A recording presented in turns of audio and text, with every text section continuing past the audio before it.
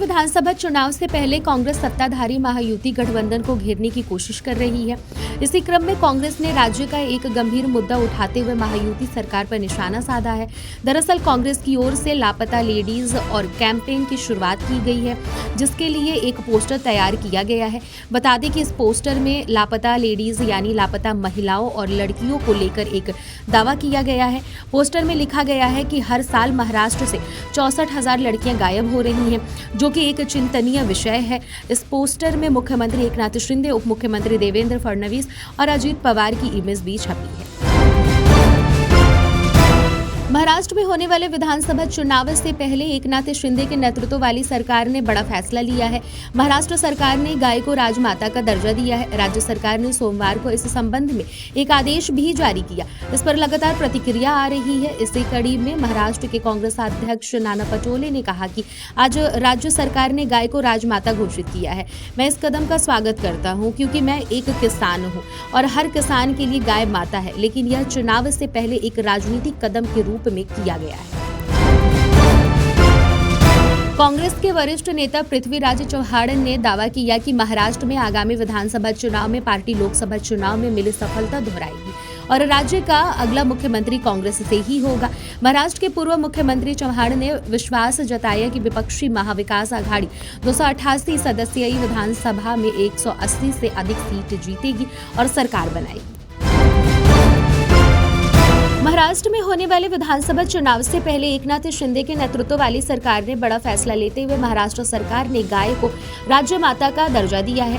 जहां महायुति के नेता इसे बड़ा फैसला बता रहे हैं, वहीं महाविकास आघाड़ी के नेता इसको लेकर शिंदे सरकार को घेर रही है। शिवसेना यूबीटी के बाद अब कांग्रेस ने भी इसे चुनावी स्टंट बताया है। बता दें कि कांग्रेस नेता विजय वडेट्टीवार ने कहा कि राजनीति बीजेपी के लिए व्यापार है, इसीलिए चुनाव के समय गाय को नमन करो और चुनाव के बाद गाय के गले में फंदा। विधानसभा चुनाव के समय अब महागठबंधन सरकार को गाय की याद आई है। महाराष्ट्र के मुख्यमंत्री एकनाथ शिंदे ने शिवसेना यूबीटी के प्रमुख उद्धव ठाकरे पर निशाना साधा है। सोशल मीडिया साइट एक्स पर पोस्ट करते सीएम शिंदे ने कहा कि कुछ नेता हताश और हारी हुई मानसिकता से संगठन चला रहे हैं। हाथ में कटोरा लेकर मुख्यमंत्री पद को दिल्ली का चेहरा बनाने की मांग करना भीख मांगना है। जो लोग वसूली के मामले में जेल गए और किसानों के बैंक निगलने के आरोप में अदालत से सजा पाए, उनके बगल में बैठकर भ्रष्टाचार की बात करने जैसी कोई बात नहीं है। अभिनेता गोविंदा मंगलवार को अपनी लाइसेंसी रिवॉल्वर से गलती से गोली चलने के कारण घायल हो गए।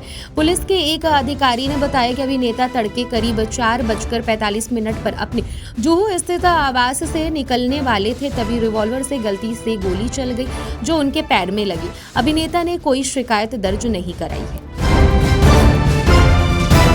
महाराष्ट्र में विधानसभा चुनाव को लेकर सभी पार्टियां रणनीति बनाने में जुटी हैं। महाविकास आघाड़ी गठबंधन में शामिल दलों ने सीट शेयरिंग को लेकर सोमवार को बैठक की है। महाराष्ट्र एनसीपी-एसपी के अध्यक्ष जयंत पाटिल ने बताया कि सीट बंटवारे को लेकर चर्चा हुई है, लेकिन इस पर अभी और चर्चा करने की जरूरत है।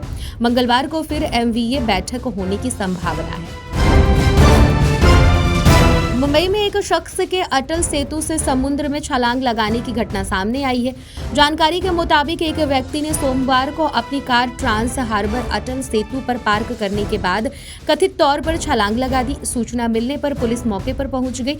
रेस्क्यू ऑपरेशन जारी है। महाराष्ट्र में विधानसभा चुनाव से पहले बीजेपी को तगड़ा झटका लग सकता है। जानकारी के मुताबिक बीजेपी के मुस्लिम नेता हाजी अरफात शेख पार्टी छोड़ सकते हैं।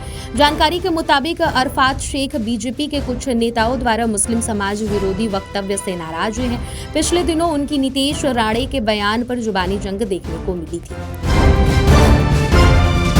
महाराष्ट्र कैबिनेट ने जस्टिस शिंदे कमेटी की दूसरी और तीसरी रिपोर्ट को स्वीकार कर लिया। कमेटी का गठन ऐतिहासिक रिकॉर्ड के आधार पर कुणबी मराठा और मराठा कुणबी सर्टिफिकेट जारी करने के लिए प्रोटोकॉल को अंतिम रूप देने के मकसद से किया गया था। आपको बता दें कि कुणबी एक खेती करने वाला समुदाय है और इसे महाराष्ट्र में अन्य पिछड़ा वर्ग ओबीसी के तहत रखा गया है। विधानसभा चुनावों के मद्देनजर मुख्यमंत्री एकनाथ शिंदे की अध्यक्षता में कैबिनेट ने 38 प्रस्तावों को मंजूरी दी, जिनमें से कुछ मुंबई और आसपास के क्षेत्रों में सड़क और मेट्रो रेल बुनियादी ढांचे को मजबूत करने को लेकर संबंधित थे।